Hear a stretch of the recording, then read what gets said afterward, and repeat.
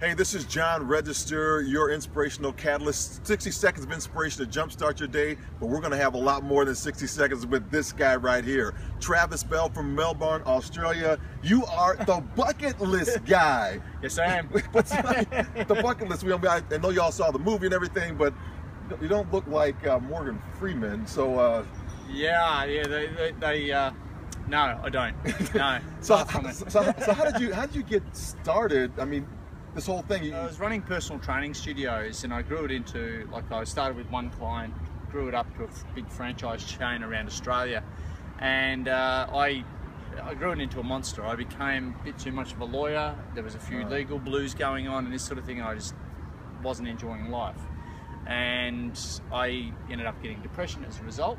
And a friend of mine gave me this book, funnily enough, called Happier by Tal Ben-Shahar. And in that book was like, because I was in a pretty dark place, and I sort of gloss over it now, but as we've spoken about, I was in a pretty dark place. And in that book was like, all right, what, to find your calling. So I did this thing as like, what gives you meaning, what gives you pleasure, what are your strengths, in the middle is your calling. So I did that exercise, got motivational speaker.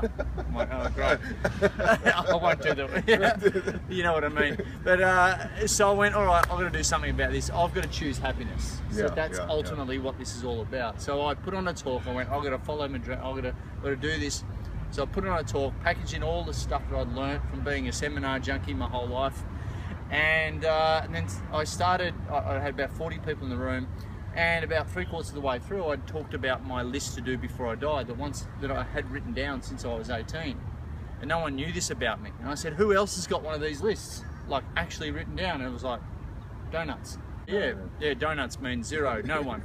So, and I went, what do you want to do before you die? And everyone was like, I don't know, make more money, pay off the house, put the kids through school, do a bit of travel when I'm older. Yeah, probably, and probably sicker.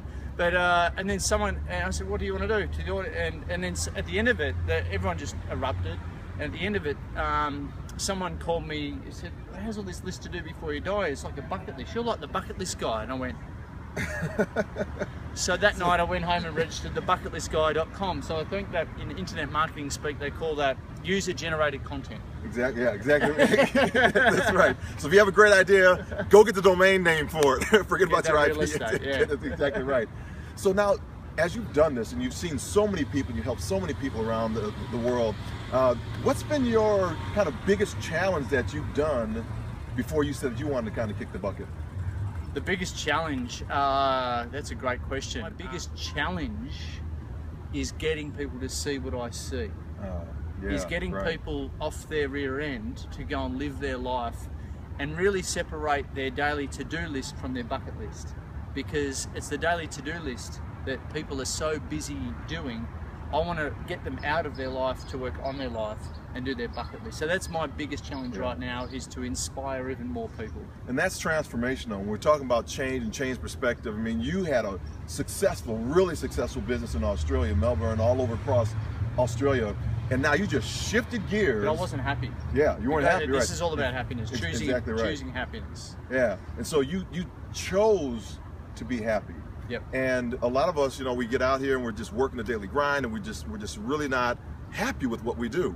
And that's about the inspiration. So I call you one, and that's why I'm so gravitated to you, because you are an inspirational catalyst as yourself. Yeah. Because you inspire others to get up there and motivate. Yeah. And motivate to action. Actions create those results, and results, they get up and they actually do what it is that when they catch your vision. 1000%. Yeah. 1000% agreed. So as you look at somebody else that's taken your gift that you've given to them, what have you seen them do? I mean, the thing that stands out. Mate. I like being a mate, Mate's good thing. That's the worst Australian accent I've ever heard. The coolest thing is I have people in my extended workshop, I put the pressure on people to go and do something on their bucket list. So I had one guy who, it's about stepping out of comfort zones and all that sort of thing. So I had a pilot who was a very nerdy type, and he signed up to do his first stand-up comedy gig.